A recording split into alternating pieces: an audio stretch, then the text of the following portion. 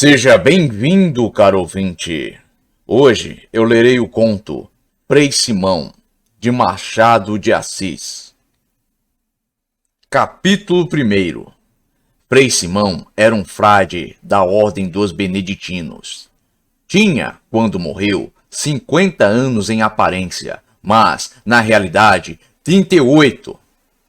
A causa desta velhice prematura derivava da que o levou ao claustro na idade de 30 anos e, tanto quanto se pôde saber por uns fragmentos de memórias que ele deixou, a causa era justa. Era Frei Simão de caráter taciturno e desconfiado. Bom, nessa hora, caro ouvinte, você poderá se questionar. O que quer dizer taciturno? Bom, taciturno quer dizer sombrio, também pode querer dizer melancólico, triste, calado. Ou seja, Frei Simão era alguém de um caráter introspectivo. Ele era sombrio, ele era calado, ele era silencioso, ele ficava na dele e ele também era desconfiado. Prosseguindo, passava dias inteiros na sua cela, donde apenas saía na hora do refeitório e dos ofícios divinos.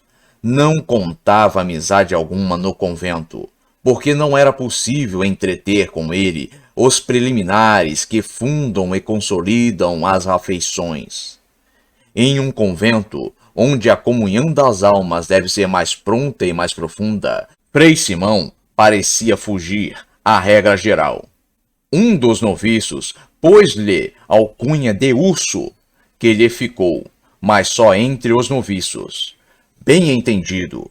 Os frades professores, esses, apesar do desgosto que o gênio solitário de Frei Simão lhes inspirava, sentiam por ele certo respeito e veneração. Um dia, anuncia-se que Frei Simão adoecera gravemente. Chamaram-se os socorros e prestaram ao enfermo todos os cuidados necessários. A moléstia era mortal. Depois de 5 dias, Frei Simão expirou. Nessa hora, caro ouvinte, você pode se questionar, mas expirou? O que quer dizer expirou aqui? Expirou não é uma palavra que significa acabou? Bom, caro ouvinte, expirou não significa apenas acabou. Significa faleceu, morreu e etc. Então aqui, Frei Simão morreu após 5 dias de doença mortal, de uma moléstia mortal que o acometeu. Agora, retornando para o texto. Durante estes 5 dias de moléstia, a cela de Frei Simão esteve cheia de frades. Frei Simão não disse uma palavra durante esses 5 dias. Só no último, quando se aproximava o minuto fatal, sentou-se no leito, fez chamar para mais perto o abade e disse-lhe ao ouvido com voz sufocada e em tom estranho: "Morro odiando a humanidade." O abade recuou até a parede ao ouvir estas palavras, e no tom em que foram ditas. Quanto a Frei Simão, caiu sobre o travesseiro e passou à eternidade. Depois de feitas ao irmão finado as honras que lhe deviam, a comunidade perguntou a seu chefe que palavras ouvira tão sinistras que o assustaram. O abade referiu-as, persignando-se. Nessa hora, caro ouvinte, você me questionará. O que quer dizer persignando-se? Quer dizer benzendo-se. Agora, retornando para o texto. Mas os frades não viram nessas palavras senão um segredo do passado, sem dúvida importante, mas não tal que pudesse lançar o terror no espírito do abade. Este explicou-lhes a ideia que tivera quando ouviu as palavras de Frei Simão, no tom em que foram ditas e acompanhadas do olhar com que o fulminou. Acreditara que Frei Simão estivesse doido, mas ainda que tivesse entrado já doido para a ordem. Os hábitos da solidão e taciturnidade a que se votara o frade pareciam sintomas de uma alienação mental de caráter brando e pacífico. Mas durante 8 anos parecia impossível aos frades que Frei Simão não tivesse um dia revelado de modo positivo a sua loucura. Objetaram isso ao abade, mas este persistia na sua crença. Entretanto, procedeu-se ao inventário dos objetos que pertenciam ao finado, e entre eles achou-se um rolo de papéis convenientemente enlaçados com este rótulo: Memórias que há de escrever Frei Simão de Santa Águeda, frade beneditino. Este rolo de papéis foi um grande achado para a comunidade curiosa. Iam finalmente penetrar alguma coisa no véu misterioso que envolvia o passado de Frei Simão, e talvez confirmar as suspeitas do abade. O rolo foi aberto e lido para todos. Eram, pela maior parte, fragmentos incompletos, apontamentos truncados e notas insuficientes. Mas de tudo junto pôde-se colher que realmente Frei Simão estivera louco durante certo tempo. O autor desta narrativa despreza aquela parte das memórias que não tiver absolutamente importância, mas procura aproveitar a que for menos inútil ou menos obscura. Capítulo 2. As notas de Frei Simão nada dizem do lugar do seu nascimento, nem do nome de seus pais. O que se pôde saber dos seus princípios é que, tendo concluído os estudos preparatórios, não pôde seguir a carreira das letras, como desejava, e foi obrigado a entrar como guarda-livros na casa comercial de seu pai. Bom, caro ouvinte, nessa hora, talvez você questionará e me questionará: o que quer dizer guarda-livros? Bom, guarda-livros era a profissão de contador antigamente, era como se chamava a profissão de contador antigamente. Ou seja, Frei Simão, ele trabalhou na contabilidade da loja do pai dele, ou seja, do comércio do pai dele. Agora, retornando para o texto, morava então em casa de seu pai uma prima de Simão, órfã de pai e mãe, que haviam por morte deixado ao pai de Simão o cuidado de a educarem e manterem. Parece que os cabedais deste deram para isto. Aí nessa hora você também questionará: o que quer dizer cabedais? Bom, cabedais era o termo antigo para posses, riquezas, bens. Agora, retornando para o texto e prosseguindo. Quanto ao pai da prima órfã, tendo sido rico, perdera tudo ao jogo e nos azares do comércio, ficando reduzido à última miséria. A órfã chamava-se Helena. Era bela, meiga e extremamente boa. Simão, que se educara com ela e juntamente vivia debaixo do mesmo teto, não pôde resistir às elevadas qualidades e à beleza de sua prima. Amaram-se. Em seus sonhos de futuro, contavam ambos o casamento, coisa que parece mais natural do mundo para corações amantes.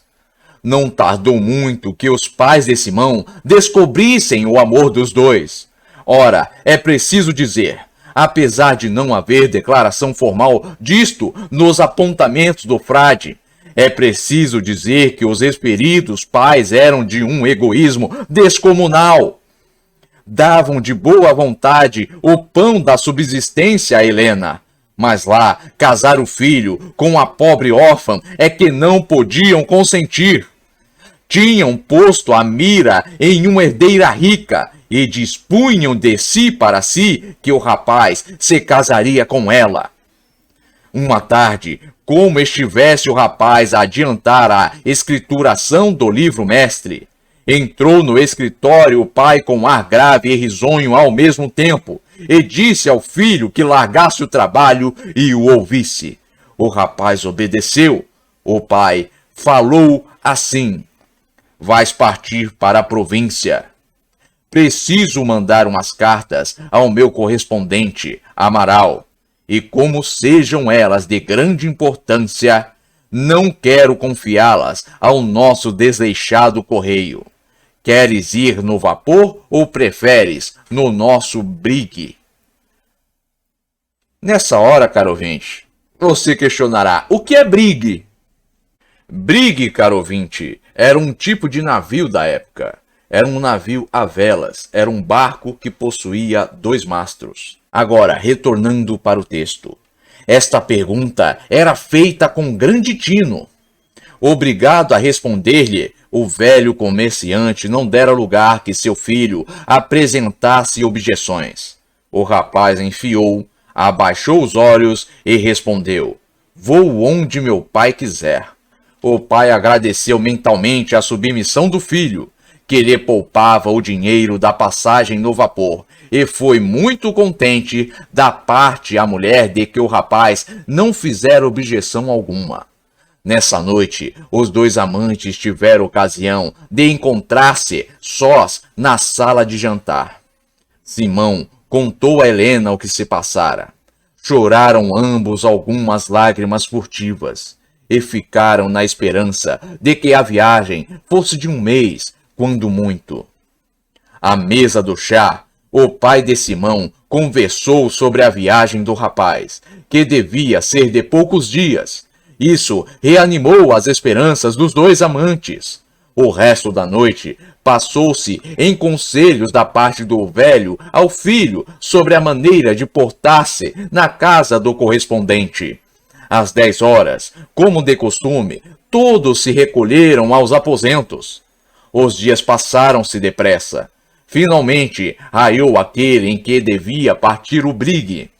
Helena saiu de seu quarto com os olhos vermelhos de chorar. Interrogada bruscamente pela tia, disse que era uma inflamação adquirida pelo muito que lera na noite anterior. A tia prescreveu-lhe abstenção da leitura e banhos de água de malvas. Bom, caro ouvinte, nessa hora você deve estar se questionando. A tia prescreveu para a sobrinha banhos de água de malvas. O que é isso? Bom, caro ouvinte, malvas é uma planta. E ela era utilizada porque ela tinha uma propriedade medicinal. Ela era utilizada para inflamações nos olhos. E também para outros tipos de inflamações, porque ela tinha essa propriedade anti-inflamatória. Agora, retornando para o texto. Quanto ao tio, tendo chamado Simão, entregou-lhe uma carta para o correspondente e abraçou-o. A mala e um criado estavam prontos. A despedida foi triste. Os 2 pais sempre choraram alguma coisa, a rapariga, muito. Quanto a Simão, lavava os olhos secos e ardentes, era refratário às lágrimas, por isso mesmo padecia mais. O brigue partiu. Simão, enquanto pôde ver terra, não se retirou de cima.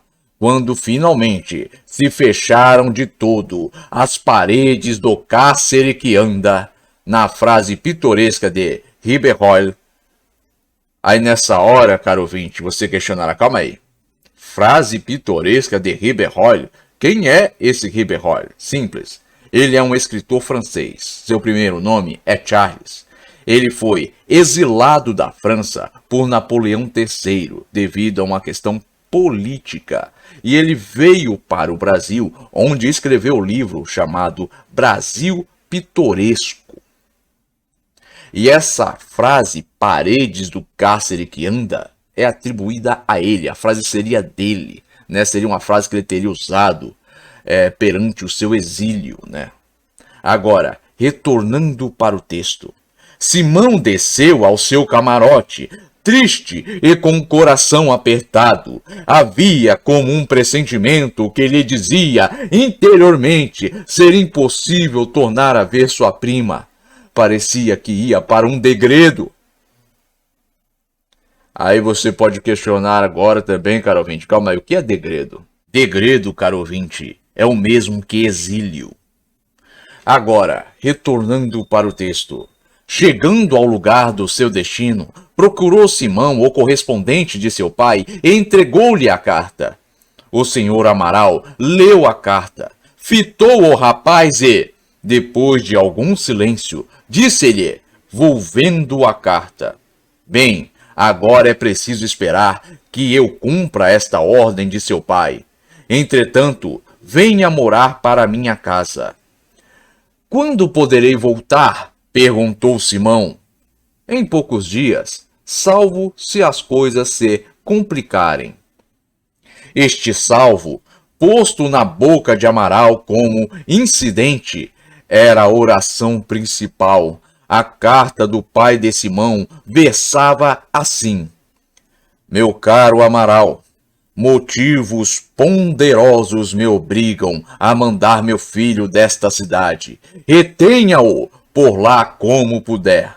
O pretexto da viagem é ter eu necessidade de ultimar alguns negócios com você. O que dirá ao pequeno, fazendo-lhe sempre crer que a demora é pouca ou nenhuma? Você, que teve na sua adolescência a triste ideia de engendrar romances, vá inventando circunstâncias e ocorrências imprevistas, de modo que o rapaz não me torne cá antes de segunda ordem. Sou, como sempre, etc. Capítulo 3. Passaram-se dias e dias, e nada de chegar o momento de voltar à casa paterna. O ex-romancista era, na verdade, fértil e não se cansava de inventar pretextos que deixavam convencido o rapaz. Entretanto, como o espírito dos amantes não é menos engenhoso que o dos romancistas, Simão e Helena acharam meio de se escreverem, e deste modo podiam consolar-se da ausência, com presença das letras e do papel. Bem, diz Heloísa que a arte de escrever foi inventada por algum amante separada do seu amante. Nestas cartas, juravam-se os dois sua eterna fidelidade. No fim de 2 meses de espera baldada e de ativa correspondência, a tia de Helena surpreendeu uma carta de Simão. Era a 20ª, creio eu. Houve grande temporal em casa. O tio, que estava no escritório, saiu precipitadamente e tomou conhecimento do negócio. O resultado foi proscrever de casa tinta, penas e papel e instituir vigilância rigorosa sobre a infeliz rapariga. Começaram, pois, a escassear as cartas ao pobre deportado. Inquiriu a causa disto em cartas choradas e compridas, mas como o rigor fiscal da casa de seu pai adquiria proporções descomunais, acontecia que todas as cartas de Simão iam parar às mãos do velho, que, depois de apreciar o estilo amoroso de seu filho, fazia queimar as ardentes epístolas. Passaram-se dias e meses. Carta de Helena, nenhuma. O correspondente ia esgotando a veia inventadora e já não sabia como reter finalmente o rapaz. Chega uma carta a Simão. Era a letra do pai. Só diferençava das outras que recebia do velho em ser esta mais longa, muito mais longa. O rapaz abriu a carta e leu trêmulo e pálido. Contava nesta carta o honrado comerciante que é Helena, a boa rapariga que ele destinava a ser sua filha casando-se com Simão. A boa Helena tinha morrido. O velho copiara alguns dos últimos necrológios que vira nos jornais e ajuntara algumas consolações de casa. A última consolação foi dizer-lhe que embarcasse e fosse ter com ele. O período final da carta dizia: assim como assim, não se realizam os meus negócios, não te pude casar com Helena, visto que Deus a levou. Mas volta, filho, vem. Poderás consolar-te casando com outra, a filha do conselheiro. Esta moça feita é um bom partido. Não te desalentes, lembra-te de mim. O pai de Simão não conhecia bem o amor do filho, nem era grande águia para avaliá-lo, ainda que o conhecesse. Dores tais não se consolam com uma carta, nem com um casamento. Era melhor mandá-lo chamar, e depois preparar-lhe a notícia. Mas dada assim friamente em uma carta, era expor o rapaz a uma morte certa. Ficou Simão vivo em corpo e morto moralmente. Tão morto que, por sua própria ideia, foi dali procurar uma sepultura. Era melhor dar aqui alguns dos papéis escritos por Simão relativamente ao que sofreu depois da carta. Mas há muitas falhas, e eu não quero corrigir a exposição ingênua e sincera do frade. A sepultura que Simão escolheu foi um convento. Respondeu ao pai que agradecia a filha do conselheiro, mas que daquele dia em diante pertencia ao serviço de Deus. O pai ficou maravilhado. Nunca suspeitou que o filho pudesse vir a ter semelhante resolução. Escreveu às pressas para ver se o desviava da ideia, mas não pôde conseguir. Quanto ao correspondente, para quem tudo se embrulhava cada vez mais, deixou o rapaz seguir para o claustro, disposto a não figurar em um negócio do qual nada realmente sabia. Capítulo 4. Frei Simão de Santa Águeda foi obrigado a ir à província natal em missão religiosa, tempos depois dos fatos que acabo de narrar. Preparou-se e embarcou. A missão não era na capital, mas no interior. Entrando na capital, pareceu-lhe dever ir visitar seus pais. Estavam mudados física e moralmente. Era com certeza a dor e o remorso de terem precipitado o seu filho à resolução que tomou. Tinham vendido a casa comercial e viviam de suas rendas. Receberam um filho com alvoroço e verdadeiro amor. Depois das lágrimas e das consolações, vieram ao fim da viagem de Simão. A que vens tu, meu filho? Venho cumprir uma missão do sacerdócio que abracei. Venho pregar para que o rebanho do Senhor não se arrede nunca do bom caminho. Aqui na capital? Não, no interior. Começo pela vila. Os dois velhos estremeceram, mas Simão nada viu. No dia seguinte partiu Simão, não sem algumas instâncias de seus pais para que ficasse. Notaram eles que seu filho nem de leve tocara em Helena. Também eles não quiseram magoá-lo, falando em tal assunto. Daí a dias, na vila de que falara Frei Simão, era um alvoroço para ouvir as prédicas do missionário. Nessa hora, caro ouvinte, você se perguntará, o que são prédicas? Prédicas, o que isso quer dizer? Prédicas do missionário. Prédicas, caro ouvinte, são as pregações, os sermões. Agora, retornando para o texto, a velha igreja do lugar estava atopetada de povo. À hora anunciada, Frei Simão subiu ao púlpito e começou o discurso religioso. Metade do povo saiu aborrecido no meio do sermão. A razão era simples. Avezado a pintura viva dos caldeirões de Pedro Botelho e outros pedacinhos de ouro da maioria dos pregadores, o povo não podia ouvir com prazer a linguagem simples, branda, persuasiva, a que serviam de modelo as conferências do fundador da nossa religião. O pregador estava a terminar quando entrou apressadamente na igreja um par, marido e mulher.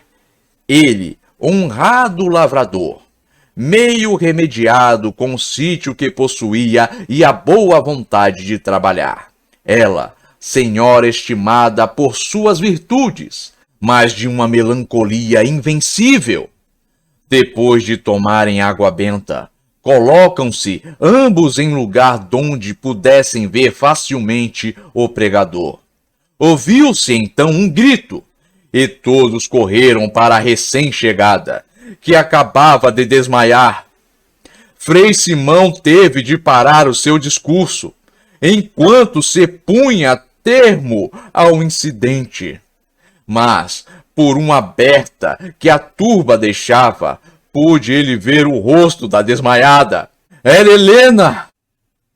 No manuscrito do frade, há uma série de reticências dispostas em 8 linhas. Ele próprio não sabe o que se passou. Mas o que se passou foi que, mal conhecer Helena, continuou o frade o discurso. Era então outra coisa. Era um discurso sem nexo, sem assunto, um verdadeiro delírio. A consternação foi geral. Capítulo 5. O delírio de Frei Simão durou alguns dias. Graças aos cuidados, pôde melhorar, e pareceu a todos que estava bom, menos ao médico, que queria continuar a cura. Mas o frade disse positivamente que se retirava ao convento, e não houve forças humanas que o detivessem. O leitor compreende naturalmente que o casamento de Helena fora obrigado pelos tios. A pobre senhora não resistiu à comoção. 2 meses depois morreu, deixando inconsolável o marido, que amava com veras. Frei Simão, recolhido ao convento, tornou-se mais solitário e taciturno. Estava-lhe ainda um pouco da alienação. Já conhecemos o acontecimento de sua morte e a impressão que ela causara ao abade. A cela de Frei Simão de Santa Águeda esteve muito tempo religiosamente fechada. Só se abriu, algum tempo depois, para dar entrada a um velho secular, que por esmola alcançou do abade acabar os seus dias na convivência dos médicos da alma. Era o pai de Simão. A mãe tinha morrido. Foi crença, nos últimos anos de vida deste velho, que ele não estava menos doido que Frei Simão de Santa Águeda. Fim.